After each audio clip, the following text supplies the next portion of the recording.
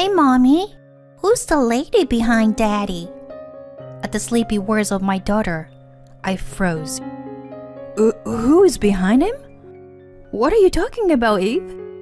I knew I shouldn't ask any further, but my mouth moved on its own. Rubbing her eyes and looking drowsy, my daughter pointed at an image on my open laptop. Here, behind Daddy. I felt even more suffocated at her words. She could see it too. Taking my eyes off my daughter, I glanced at the screen and saw my husband's face, looking more pale than me. He had been boasting about how having an affair made a man more manly, but now he looked pathetic.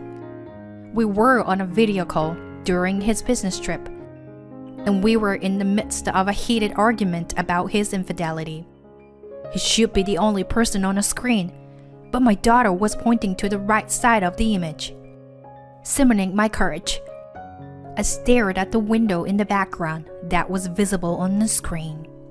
My name is Brianna, and I am a 35-year-old housewife who works part-time. I usually work as a receptionist at a car dealer shop from morning until around evening. I married my husband Sam a few years ago, and now we live together with our daughter Eve. Sam and I have been friends since our school days. He was popular with women even back then, partly because of his handsome face, but also because he was used to dealing with them. For example, whenever I changed my hairstyle or nails, he would notice right away and compliment me. And he was good at being considerate, like carrying heavy stuffs. Because of his personality, Sam always had a girlfriend. So when Sam asked me out to dinner, I was very happy. At the time, Sam had just broken up with his girlfriend and was feeling lonely. That led to us going out together many times and eventually becoming an official couple. At the time, I was proud to be dating Sam, and for a while, I was very happy. One day, I was waiting to meet Sam for our date. He usually arrived early, but that day, he hadn't shown up even after the meeting time had passed. I contacted him to let him know that I had arrived at the meeting place and waited for a while, but he didn't respond. I wondered if he might be feeling unwell, so I headed to the apartment where he lived alone. I pressed the intercom button at the entrance, but there was no answer. I thought maybe he had collapsed inside. Worried, I used the spare key to enter his apartment, but I couldn't find him in the living room or kitchen. I knocked on the bedroom door a few times, but there was no response. So I turned the knob and peeked inside. There was Sam sleeping on the bed. But he wasn't alone. There was another person next to him, with long brunette hair peeking out from under the blanket. The sight is something I still can't forget. Sam, what is going on? I shook him awake. At first, Sam seemed confused or still half asleep and didn't seem to understand the situation. Gradually, he woke up, and his face turned pale as he finally realized what had happened. No, it's just that we were just resting, you know? Nothing happened. Sam's excuse was so weak it was painful. There is no way you could not have done anything while not wearing clothes. At that moment, I was already planning to break up with him. But from the next day on, Sam kept apologizing and begging for me to come back. He even showed me his phone, saying he had deleted all the women's contacts. Eventually, I was swept away by his passion and decided to reconcile with him. After that, Sam stopped fooling around with other women. Or at least that's what I wish I could say. But he still regularly met with other women and had affairs. Every time, we talked about breaking up, but for some reason, I just couldn't completely cut ties with him. I got used to it and gradually began to think that as long as I could endure it, everything would be fine. Eventually, Sam and I got married, and we finally had a daughter, Eve. Sam truly adored her. After she was born, he stopped seeing other women in a flashy way. But I know that he still goes out to eat with female coworkers, claiming that he has to work overtime. Every time I expressed my displeasure about it. Next year, our daughter will be in elementary school and will become sensitive to many things. So I don't want Sam to do anything that would make her feel uneasy. I've told him this many times. But lately, he's given up and saying things like, I can't help cheating anymore. I'm so fed up with him that I can't even point out his flaws anymore. He's an unbearable husband, but he's the only father our daughter has. I can't do anything that would take her father away from her. One day, when I woke up with a bad headache, there were a lot of things that I needed to do. Mommy, there's no kindergarten today, so I want to go to the park. From the morning, my energetic daughter hugged me around my waist and begged me to take her there. I'm sorry, honey. I have a headache today. Can you go with Daddy instead? Sam, you have the day off today, right? While preparing breakfast, I asked Sam. Then Sam, who was sitting on the couch watching TV, suddenly said that he had to take a call and went outside. Just when I thought he wouldn't be long, he came back and started preparing his things, saying that he had suddenly received work. My daughter murmured that she understood, although it was clear that she was disappointed. After waiting for Sam to finish preparing, we all went downstairs with my daughter and headed to the parking lot. Sam uses his car to commute, so we went to see his off at the parking lot. Hey, Sam, is this a scratch? I noticed that the car bumper and a scratch in a place that wasn't there the last time I saw it. Oh, this? I accidentally rubbed it against the wall when I entered a store the other day. Well, that's my fault. And I didn't damage the wall or hurt myself, so it's okay. Sam said it was nothing. Okay, I'm off. Saying that, he got into his car and drove away quickly. It would have been better if he had told me about it earlier. As I was thinking about it, my headache suddenly got worse, and I started to feel cold. Maybe I should go to the hospital. Thinking that, I went to our usual hospital with my daughter. On the way to the hospital, my daughter, who had been sitting quietly, suddenly opened her mouth. I'm gonna meet a boy at a hospital today. We're gonna be friends. I thought it happened again. My daughter sometimes blurts out these prophetic things, and they actually come true. One time she said, Grandma must be in pain, poor thing. And the next day, my mother fell and got injured. Another time she said, I'm scared of shaking. And as soon as she hid under the table, the earthquake hit. The examples are endless. At first, I thought it was just a coincidence, but now I accept that it's just how it is. And this time, too, my daughter's prediction came true. On our way back from a checkup, in a small square within the hospital grounds, my daughter saw a boy about her age playing alone. As soon as she saw him, she ran up to him and said, Let's play together. Yeah. The boy played with my daughter. I watched for a while, but it seemed like the boy's guardian was not nearby. I became curious and asked the boy, Where's your mom? She's in the hospital. She'll be discharged soon. He then showed me a photo of himself and a woman who seems to be his mother, smiling at each other. They both looked very happy. I can't see my mommy while she's in the hospital, so I have this. The boy looked a little lonely as he said that. When I thought I wanted to say something to him, I saw a middle-aged man running towards us from afar. and a boy left with the man. "Shall we go home then?" When I called out to my daughter, she said happily, We'll play together again soon. That night, my condition was somewhat settled. I still had a headache, but it was bearable. As I prepared dinner while playing with my daughter, Sam, who had gone to work, came home. "Hey Sam, can you wait a little longer for dinner?" When I said that, Sam responded with a strangely excited, "Yes, ma'am," and disappeared into the bathroom. I wonder if something good happened at work. A few minutes later, Sam returned from the bathroom humming a tune, and we all sat down to eat together as a family.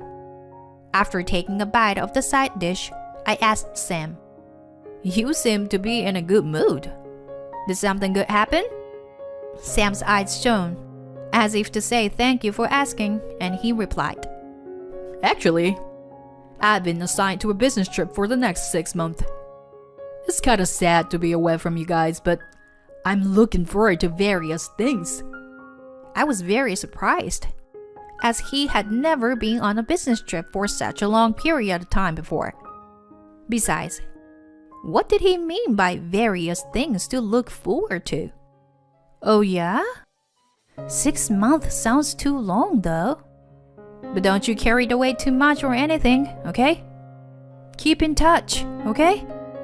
My daughter was listening in on our conversation, so I couldn't be too specific. But I wanted to warn him not to fool around with other women. Sam just vaguely nodded and turned on the TV to evade the issue. To cut the chase, Sam didn't contact me at all during his business trip. Not only did he not contact me, but he hardly ever answered my calls when I tried to reach him. It had been a few months since Sam left for his business trip, and I was reaching my limit. I sent him a message on the messaging app saying to contact me, and he finally called me back.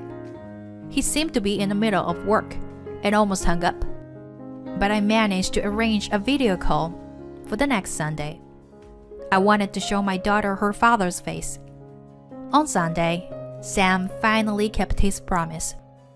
My daughter was happy to see her father for the first time in a month, and she fell asleep satisfied after only a brief meeting.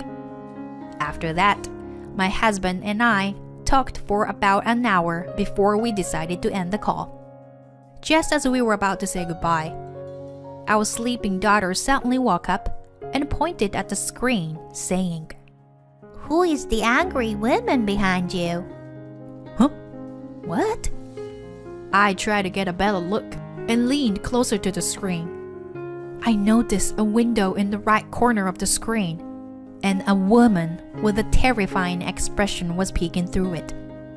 As soon as I saw her, chills ran down my spine, and I let out a scream. Sam also screamed loudly and turned around quickly, and then he collapsed. The woman outside the window made a rattling noise, and she entered the room and yelled at Sam, You married with a child? You've been lying to me all this time, saying you like me. How awful." The woman finished speaking and immediately grabbed Sam's collar. She forced him to stand up and delivered a powerful slap to his face. "Help, Brianna, please," Sam cried out pathetically. To be honest, I felt relieved seeing this scene. I didn't think a cheating man like him would change without something like this happening. It was bad for the deceived women, but he deserved it. Huh. That's the punishment you deserved, Sam. I said this and ended the video call. Immediately after, my daughter clung to me. "Go to Daddy. Please, Mommy."